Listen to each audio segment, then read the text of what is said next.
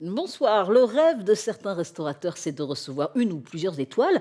C'est le cas d'une chef dans la Marne et qui est la première femme chef étoilée dans ce département. Alors, quel est son parcours? La réponse avec mon invité, 7 minutes avec Nawal Rezaki. Bonsoir. Bonsoir. Nawal, merci d'avoir accepté mon invitation. Vous êtes chef étoilé, une étoile, au restaurant L'Alcôve à la briqueterie à Vinay. Alors Nawal, on va parler justement de cette étoile qui est arrivée, on va parler de votre parcours. Vous êtes donc à l'Alcôve, restaurant gastronomique, hein. Vous avez décroché une étoile depuis quelques mois, le 16 mars 2026. Comment vous avez réagi lorsqu'on vous a appris cette distinction? Vous avez pensé à qui en premier?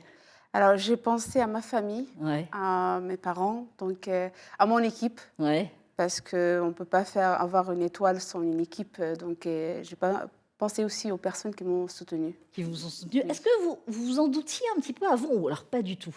Alors, sincèrement, on voit qu'avec des retours de clients qu'on est sur la bonne voie, mais on ne pense pas parce qu'on préfère rester concentré sur le travail. Évidemment. Alors, vous faites ce métier par passion, mais aussi peut-être pour être reconnue comme une chef de talent, ce que vous êtes, et comme étoilée, ça, c'était vraiment un rêve?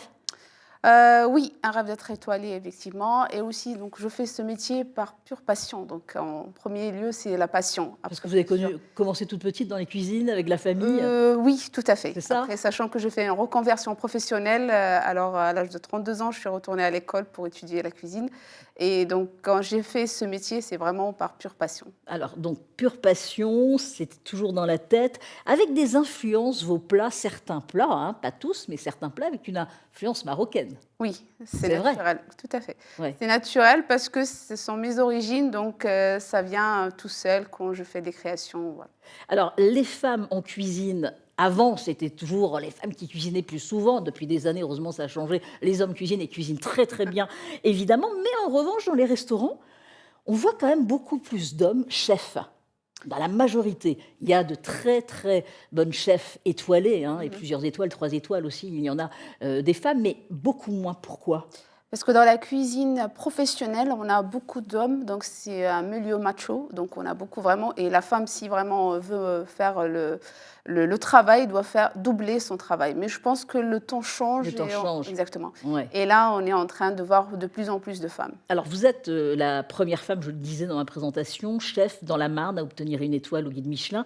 Et vous êtes à la tête de 2 restaurants à Vinay, à la briqueterie, hein. Donc, il y Exact. a l'alcôve et puis il y a aussi Il y a le, bistrot. le bistrot aussi. En cuisine, est-ce que pour vous accompagner, vous avez des femmes à vos côtés? Oui, j'ai à 60% de mon équipe des femmes. Ça, c'est un choix personnel.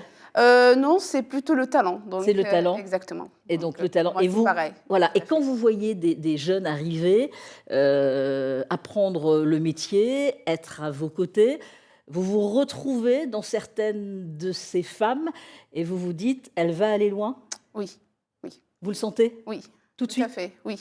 D'accord. Qu'est-ce qui est plus difficile? Alors, en cuisine, la concentration, parce qu'il faut être concentré tout le temps, hein, tous les plats à réaliser. Inventer aussi, ça c'est votre métier Mmh. aussi, d'inventer des plats et une diversité de plats. Ou gérer une équipe. Alors, tout est exigeant. La concentration pendant le service, on est obligé d'être concentré à 100 %. La création aussi, donc on a tous les sens et on essaie de faire le maximum pour vraiment créer et bien sûr, le plus compliqué, c'est un petit peu la gestion de personnel. De personnel. On va Tout à fait. regarder tout de suite justement comment vous gérez quand il y a des commandes et comment vous leur dites et ils sont là, vous écoutez, hein. On regarde. Alors, de découverte, une personne pescétarienne, 2 abbés, un sashimi, une betterave à suivre, une Saint-Jacques, une pintade à suivre, une pomme et une patate douce. Oui, chef. Alors c'est toujours comme ça dans les cuisines, c'est-à-dire que vous êtes obligé de leur lire, ils peuvent pas venir voir, c'est noté quelque part, vous êtes obligé en tant que Oui, chef. oui. Comme ça, j'annonce toute la commande et après, bien sûr, lorsqu'ils disent: «Oui, chef», pour moi, ils ont compris, voilà, ils ont compris la D'accord. commande et ils vont le faire. Donc il y a une concentration aussi de leur part Exactement. évidemment, Oui. importante, hein. Des 2, parce que si j'entends pas «oui chef», pour moi, il y a des personnes, c'est-à-dire le poste, ils ont pas vraiment entendu la commande Est-ce et que la ça première fois que vous avez entendu «oui chef», ça f c'est un peu bizarre? Oui, tout à fait. Mais c'est beau, hein? C'est bon, Ah oui, exactement. évidemment.